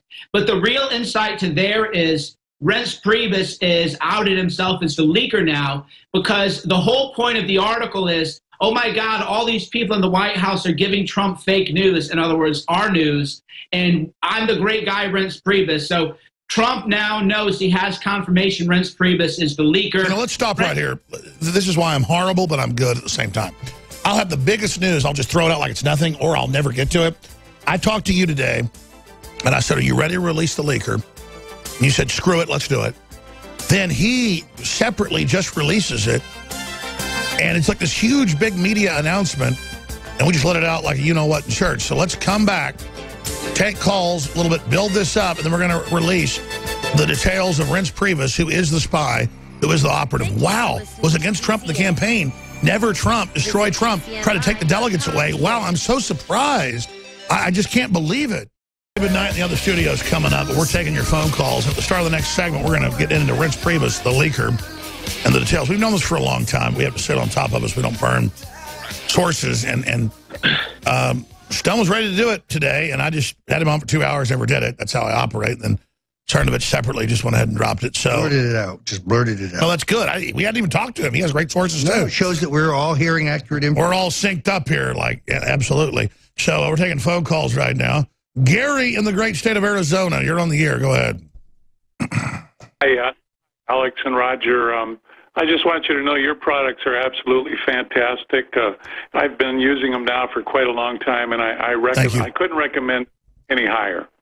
But anyway, I changed my political affiliation from independent to Republican just in order to vote for Donald Trump. So I have been a very strong supporter of his. But I have a two-part question for you, Alex, or Mike. Now, the last time I asked this question to Roger, and I got a spin job. And that's no disrespect to you, Roger. That's what I do. Anyway, the aerosol spraying of toxic chemicals all over America is increasing every day, and here in Phoenix, we're getting pounded like never before. Donald Trump could have stopped this on the first day of his presidency. I know he could have, but instead he is allowing it to continue. There is a complete silence from the president. Oh, well, let me respond to that. They're ignoring him in all the agencies. There's all sorts of secret programs going on. There is geoengineering going on. The CFR admits it. I've seen less of it. Maybe it's worse in Arizona. But specifically, what would you like to see Trump do? I mean, you're probably educating him now. Go ahead. Well, here's my question: how can Donald Trump? And again, I'm a supporter. I'm not a critic. I'm a critic. I'm a critic of his, but I'm a supporter. But how can Donald Trump have any hope of making America great again when he is jeopardizing the health and welfare of his fellow Americans? So you're talking about, here's the deal, you're talking about... Why do you assume that he knows about it? It's deep state, man. Why do you assume that he knows about it? Do you think maybe someone on the White House staff has told him about this? I've got a building next to me full of crew members that I only go to like once a week. I don't know what they're doing 100 yards from me. Go ahead, sorry. No, but look, the president, any president, every president lives in a cocoon. And Reince Priebus has sought to control flow of information. The president told Anthony Scaramucci he wanted to see him this week. Yet Reince Priebus keeps knocking him off the president's schedule. So let's expand the question the listener's really asking then. How do we get Trump out of his cocoon? Well, he needs a staff change. I mean, if he is not getting in his daily news briefing, Breitbart, InfoWares, Daily Caller, Cernovich, then something's wrong. Those who are complaining that he is getting those things, what they're complaining about is they haven't been able to keep them out. Well, like you said, he didn't understand that they're blocking for months all his positive Twitter comments. He's noticed that. He's like, where's all my people? And because he didn't even understand, they're only giving him the negative stuff. That's exactly right. Trump doesn't even think his support's there anymore. That's why he goes out to rallies. He goes, I'm glad you're still here. And his wife leads the Lord's Prayer because they're so freaked out. Cernovich? Yeah, that is why there's a great article in Politico which revealed that Reince Priebus is now the leaker. We might as well talk about that. Roger can talk about it. Yeah, why did we let them have that? We already had this weeks ago, but there it is. How Trump gets his fake news. So they didn't actually reveal Reince Priebus as the leaker there, but if you read it, the entire article is trying to make Reince Priebus look like this great, smart guy around a bunch of fools. By the way, I knew this 6 months ago. Bad idea. Reince Priebus and others run into the president with the printouts they want to. Yeah. Look, I'm going to be honest with you about this. I really am. I've had it up to here with Reince Priebus. This guy is, he is a malevolent midget, is what he is. He did not want Donald Trump to become president. He shifted campaign funds in Pennsylvania from Trump, $750,000 to Pat Toomey. He did the same thing in Virginia in an attempt to undermine us at the last minute. He cannot be trusted. Let's come back and talk more about that. Stay with us. This is key. All right, so Gary brought up secret government projects, and we've already documented that the State Department is just completely ignoring what the president wants. Every other agency, he's throwing fits. He's about to have a purge. He says that there's all sorts of stuff going on he's upset about. But I hear you. I'd like to see geoengineering and secret programs exposed. But I think, Gary, that Roger Stone and Mike Cernovich kind of answer your question. Before you called, the theme of this is Trump's being ignored. Does that make sense? Yes, but in the meantime, I think the American people are being ignored. I mean, I think it's up to us to get a hold of through C-SPAN and TV and radio and rallies and messages and, paper airplanes we throw over the wall at the White House. We need to get the message to him. It's up to us. Candidly, the president gets more of his news through television than he gets through. That's the problem. Even mainline Republicans, they still watch TV. He's 70 years old. He does get some news on the road. Well, let's talk about it. Let's put the Politico article. Thank you, Gary. Let's put the Politico article up and actually get Cernovich to comment on it. Then you go ahead. Right. So the Politico article is a Reince Priebus leak job to try to make it so that Trump won't read us anymore. So the whole article spin is that freedom fighters are giving Trump truthful information from people like us, and that this has to stop, and Reince Priebus is mad. Are we in this story? No, we're not, fortunately, but they the point is that they want to keep us out of Trump's news diet. Reince Priebus is, because Reince Priebus is really nervous now because... Well, we already know that. When Trump gets to call people, Priebus is like floating around on the phone line, reportedly. Yeah, no, and when the president has meetings, Priebus is always in the meeting. So how can you run the government when you're spending all the time trying to... Why does Trump let him be in the meetings? You're like, you're there, and then Priebus is there in the corner going, Well, the president does occasionally turn to him and say, did you get that down right? It's treating him like a secretary. Look, this guy is no Bob Haldeman. He's no Jim Baker. He's not even an Andy Card. He is so over his head in terms of capability.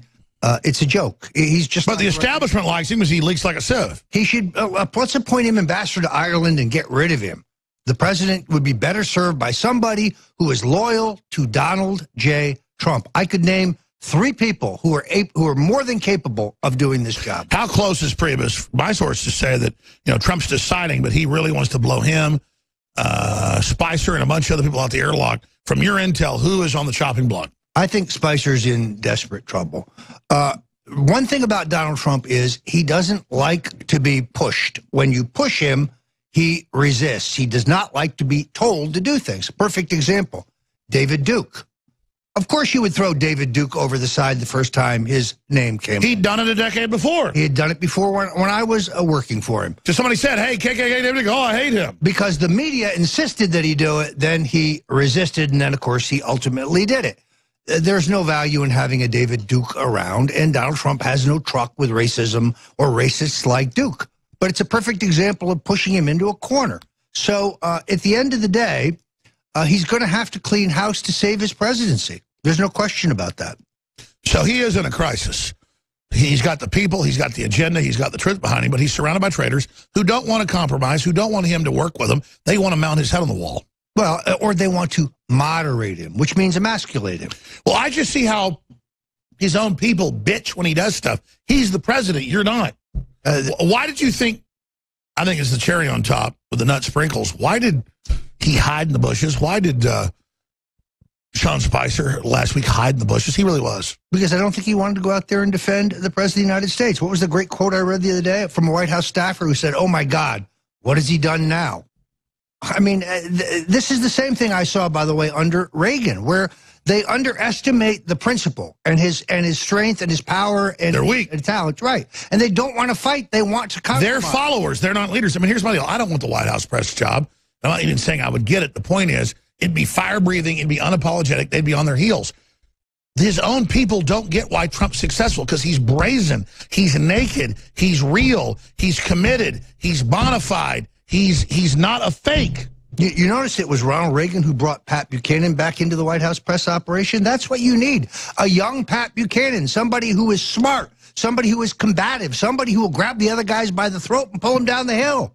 A fighter. Like Trump, a fighter. Instead, we have people who are trying to be conciliatory and kiss the ass. And conciliatory is fine if people are being trying to conciliatory with you. They're running around saying, kill the president, kill us, shut down free speech, arrest everyone. A group of people with flaming torches running at you is not someone you make a deal with. Well, and as the New Yorker magazine showed us last week, there's a subset of liberals now who say he's insane. We've got to remove him because he's crazy. Just because he doesn't agree with them. Just because he doesn't. And then again, people go, oh, you're settling establishment. The Pope, the Chinese communist dictator, the Saudi Arabians, the corrupt Mexican government, the corrupt Canadian government, the Republican Party, the Democratic Party, all these, the EU, they're all against Trump. What nutball wouldn't be for him?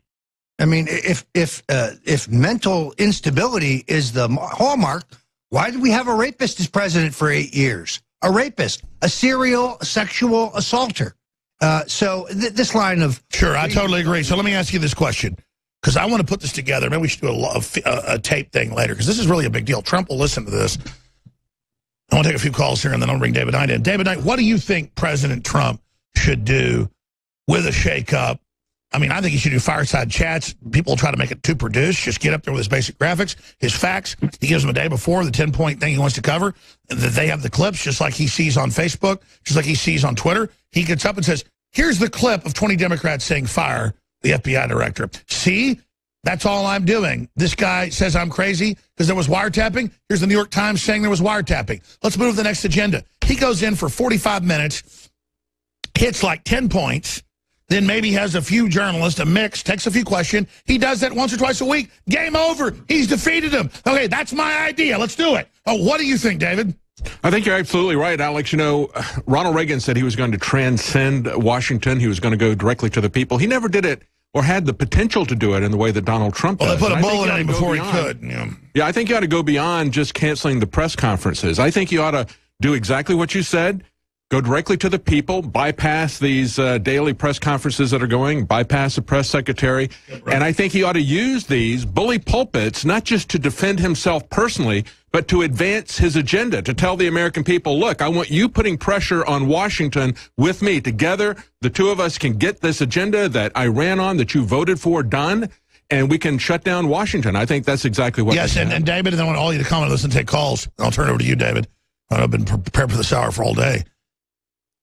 Trump must know, and I think he knows this now, that's where we're getting from multiple sources, very high up, is that he gets there's no compromise. He gets they don't make sense. They want to run the country. They don't care about the power of what they run. They have no rubber meets the road, basic understanding. Oh, you guys got a mic open in there. So they have no understanding of this basic system, and he now understands that and understands he's in a death battle, and that if he goes all the way, he wins. If he doesn't, he loses. And so now it's up to all of us to understand just how critical this moment really is. Like so over the weekend, we had James Clapper say, our institutions are under attack internally by President Trump. I had said on Friday that all these liberals were saying it's a coup, it's a coup. No, it wasn't really a coup. What Donald Trump did was within his legal rights as president. He is still president, so it was not technically a coup. But they see it as a coup because it was someone that they see simply as a stated preference by the people they're not accounted to, the elected president. They saw it as a coup against the swamp, against the unelected bureaucracy that stays there permanently. And that's what we're seeing from James Clapper. He says, our institutions are under attack. I'm going to talk about that in detail, what James Clapper was really saying. But that's what they're looking at, Alex. They're looking at the fact that Donald Trump would actually fire one of the higher-ranking members of the permanently entrenched bureaucracy. That's right. These are arrogant, entitled lords who believe that they own us, and Trump is involved in a coup against the swamp. Yeah. The swamp is trying to have a coup over Trump. That's right. Now, is this the same? counter-coup. Is this the same James Clapper who testified falsely to the U.S. Congress about the collection of metadata proven to be a lie by Edward Snowden? He said nobody spies the American people, and that's the same story we hear over and over again with FBI Comey saying Trump's crazy. Nobody spies on anybody. But they let Clapper come back and clean it up and apologize instead of indicting him for perjury and sending him to jail where he belongs. That's right. That's right. And a politicized member of the National Security Council, as he's sitting in his positions during the election, actually using that as a bully pulpit to get involved in politics. Why would we be surprised to find out that they use the national security apparatus to look and to investigate into politicians way beyond Donald Trump, but also people like Rand Paul? He said another senator has told him that he's also been told well, we got looked at. You better believe they're listening right now. You know, one of the questions I want to ask, and I was on Real Time with Bill Maher about a month ago now, and Michael Hayden was the former CIA director, was one of the guests. Why do these guys all have shaved heads? Is it like some secret club or something? Did you ever notice this? Brennan, a Clapper, I mean, all of them. Hayden, they all have these shaved heads. It must be some like secret signal or something. Well, I think there's not some such secret signals when they brag about what they're doing. I mean, James Clapper is going to be the worst poker player in the world. When he was lying to Ron Wyden, he's like, you know, looking down and rubbing his face. But then you had Michael Hayden go to Washington Lee University and brag about the fact that he didn't need any special provisions under even the Patriot Act, which was unconstitutional. He said, I had a direct order from the president. I could do whatever I wanted. That's the mindset of these people. And he has the nerve to go on with Judge Napolitano and say that he's a libertarian. At that point, it's just totally insane. It's totally crazy. Do you remember when Nixon said, if the president orders it, that makes it legal? That's right. And how all the lefties went crazy when he said that? That's right. Where were they when Hayden said essentially? That's right. Let's take a few final calls and let David Knight take over. But Mike Cernovich, you've been holding there patiently. Your take on what you've just been hearing. Oh, no, I'm just listening in. It's great roundtable discussion, so I don't have anything to add. You do have stuff to add. That's I mean, what's the next big shoe drops from your intel? You said we're going to be very, very happy soon about what Trump's about to do from your sources. Well, Roger covered the Sean Spicer angle. Trump knows he has to get rid of Rents. He has to get rid of Spicer. I don't know that he's going to fire Spicer right away, though. I think he's playing mind games on him because, as Roger will tell you, Trump likes to pit people against each other because competition brings out the best in people. And now Spicer is, because Spicer's a beta male, so now he is shook up a little bit. And I don't think he's going to rise to the occasion. So I don't think he's out right away. But Trump is definitely letting him know, hey, I'm interviewing these other people. You better up your game. You better quit hiding in the bushes. You need to call on alternative media. I mean, talk about media strategy. Why is Spicer giving the first questions to the fake New York Times, to the fake Associated Press? Why isn't he asking alternative media more questions? Why is there all this butt kissing? I mean, doesn't he get that doesn't get him anywhere? Well, look, I think we all know that Katie Walsh, who was the deputy to Reince Priebus, was fired because they caught her leaking. Who do you think directed her to leak? Reince Priebus is the leaker, and the leaks are not. Oh, yeah, we went to break and never got to that. I'm never good at our biggest story of the day. Dun, dun, dun. Mike Cernovich. Then, of course, Roger Stone. Stone told me before the show, he's ready to go after Priebus. He's the leaker. Now, you're saying this Politico thing basically shows he's the one. Let's both spend a few minutes on that, then final calls. Right, so you have to use, good lawyerly reasoning and deductive reasoning. One thing I noticed a couple months ago, and I even wrote the article, The Dog That Didn't Bark, based on a Sherlock Holmes story, I said, where are the Reince Priebus hit pieces? That was, because as human beings, we notice what is in our face, but a lot of times we don't notice what is in there. And I noticed you couldn't find a bad article about that guy anywhere in the world. And I thought that's really weird because everybody else in Trump world gets hammered and smashed. That's right. Reince Priebus is the giant bloated butt that the diarrhea just squirts out of. Well, look, no, they buy immunity by leaking. Don't write that about me. I'll give you something better. Is it incidental that that days before Anthony Scaramucci, a patriot, a guy who is better on TV defending Donald Trump, in my view, than anyone else, that there's a hit piece on him about his business dealings, all of it bogus? Who planted that? How did that get in the paper? I can tell you, Reince Priebus, that's how. Now, I'm not against short people. I'm not the tallest guy. I mean, I'm like, 5'11". But I'm told that Reince Priebus is basically 5 feet tall, and actually, it's Napoleonic, I think, is what you're trying to say. I mean, I think that the guy is, he's out of his depth here. He doesn't have the administrative capability to do this job. You can't be both in the meetings trying to cover your ass with the boss and still have time to run the federal government. I was about to say, I mean, this guy's clearly a weasel, and Trump knows that. So how long until Reince Penis is gone? Look, you can't push Donald Trump. It is always a mistake. He will do the right thing, but this is broken. It's not working. One does not have to be a genius to see that. Now, do they have dirt? Because Trump's saying, hey, better watch out, I'm recording conversations. All the phone calls are recorded. The media acts like they don't, though that's true or not. That's just a fact. It's not dirty. It's going on.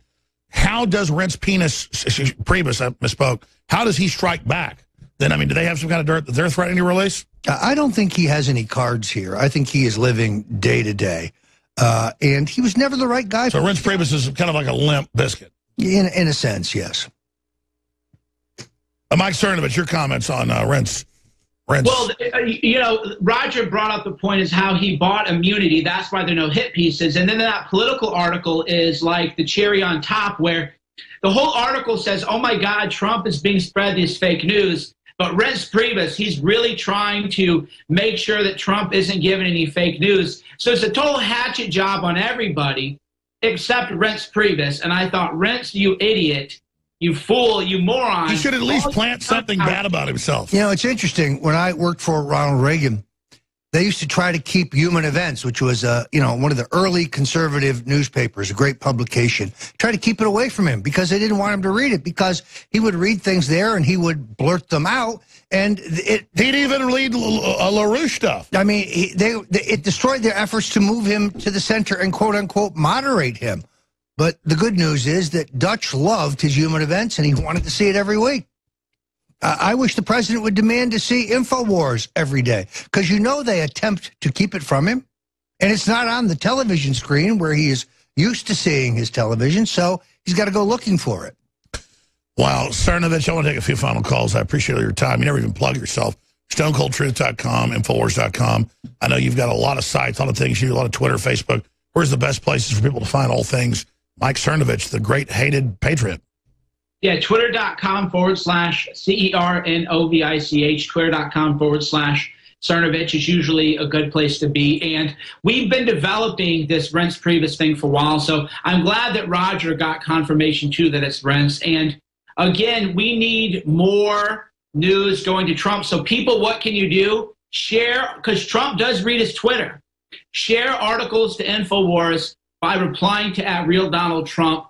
That is how we'll wake him up. Share this video that we've done right now. Share the videos with Trump. Reply to him, because Trump he watches television for a lot of news, but he does get a lot of news from his Twitter. So we need to bombard his feed with And the great thing is when he actually responds. Yeah, he is reading his Twitter feed, which is how he figured out that they were pushing all his positive comments to the bottom or deleting them and pushing all the negative ones to the top. But it was not until somebody mentioned that to him that he saw that it was real. Wonder who that was. Somebody.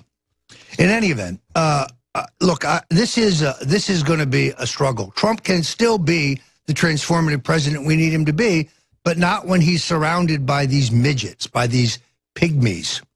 And Reince Priebus, other than short guys, I mean, he should be a Lollipop Guild extra on the new remaking of the Yellow Brick Road. What's the name of that movie? He's too Wizard tall. of Oz. He's too tall for that, I think. But look, without the personal attacks, he's not up to this. He's Paul Ryan's man. He's dreaming of the Paul Ryan presidency post-Trump.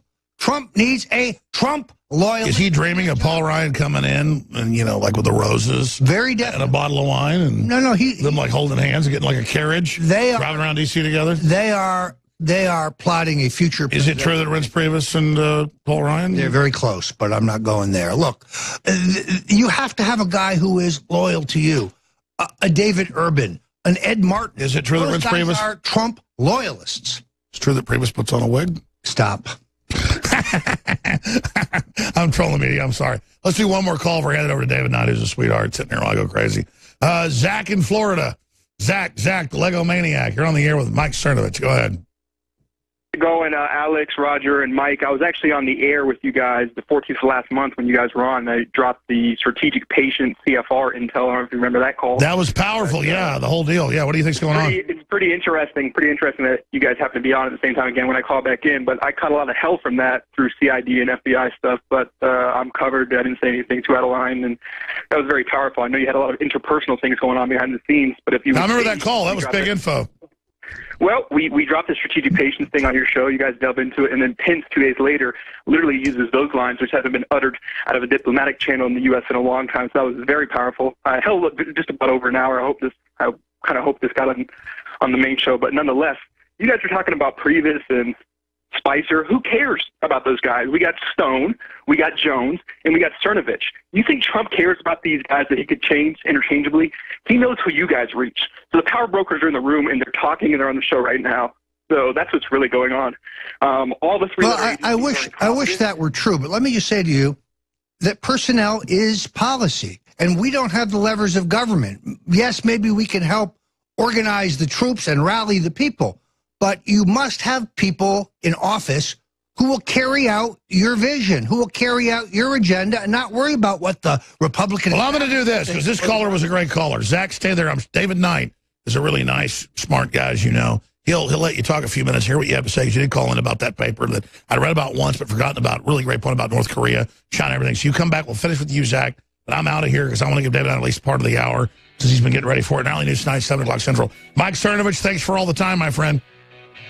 Talk to you guys soon. Twitter.com/Cernovich. That's right. And then you're over on Twitter?